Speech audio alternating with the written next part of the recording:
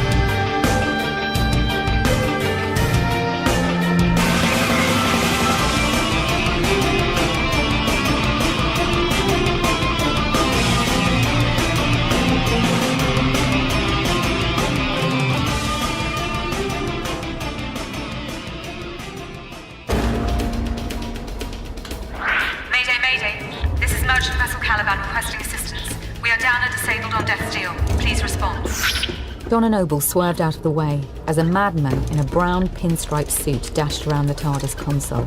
Can you find them? Trying. Masses of interference, said the Doctor.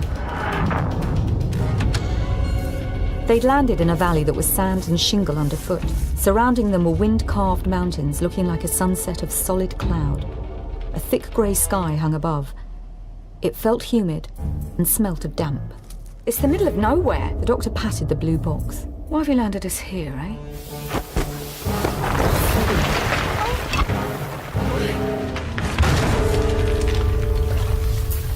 Donna? Donna? I'm okay. We're both okay. Donna, I can't reach you. The Doctor looked off. There's no time to reach you. They're coming. We'll find a way out. I'll be okay, Doctor. Go and find Erskine. Do what you need to do. I'll look for the TARDIS. Make myself useful. The Doctor smiled. Like always, Donna Noble.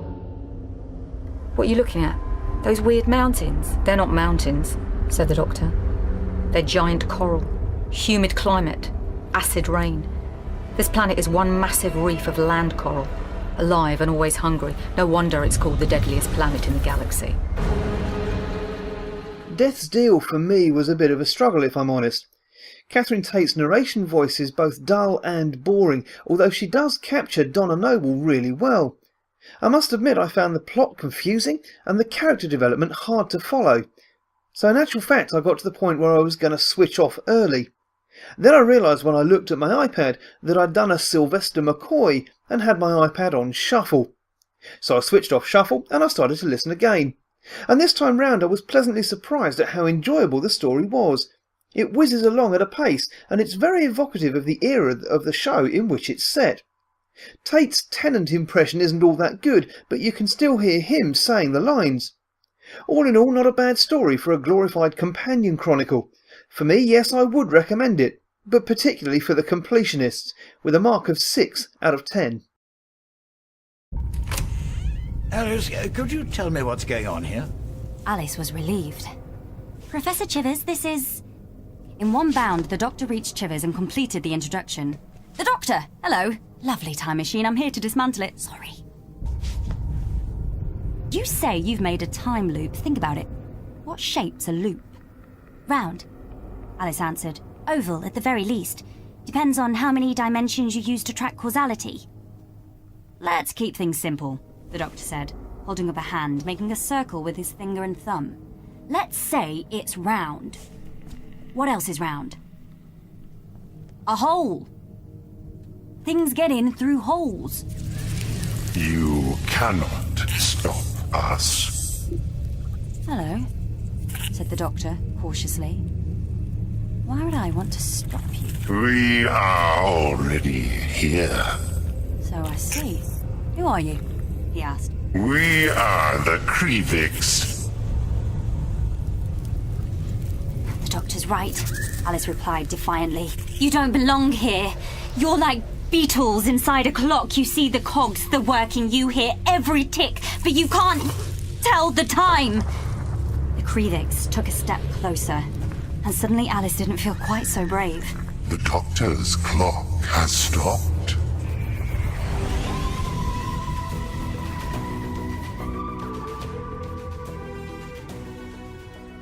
For me, the Time Machine suffered from a severe lack of Matt Smith's voice. This story was ripe to be read by Matt Smith. Jenna Louise Coleman's Matt Smith impression was poor and often left me confused as to who was actually speaking and when. The plot idea was a good one, and it moved quite fast, but it had too many different elements in it for me. This wasn't really the series closer that I'd been built up to expect, and as a series finale, for me, there was something lacking, and it was a bit of a letdown. Yes, I would recommend it, but again, only for the completionists, and only with a 5 out of 10 this time. Oh, goodbye, my dear chap. I must say I've had the time of my lives. And that's all for this week. Yes, I know it's a really short one this time round after several longer shows, but time has been pressing this week, and to be honest, it's been as much as I could do to fit in listening to the 2 audios I've just reviewed. Again, my thanks for tuning in, and if you have any thoughts on the show, or on the Destiny of the Doctor series, I'd love to hear from you, either at respectthething@hotmail.com, or on Theta Sigma's Doctor Who podcast page on Facebook. Next week, I'll be taking a look at a Doctor Who villain who has lived long in the memory, despite only appearing infrequently on television and in the Big Finish range. You dare threaten to destroy me? I should have been a god!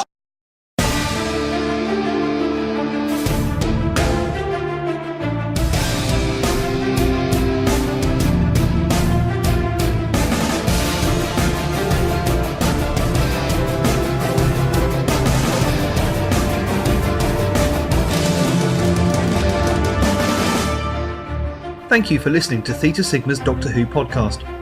Doctor Who and its associated shows are all copyright and property of the BBC, and no infringement is intended.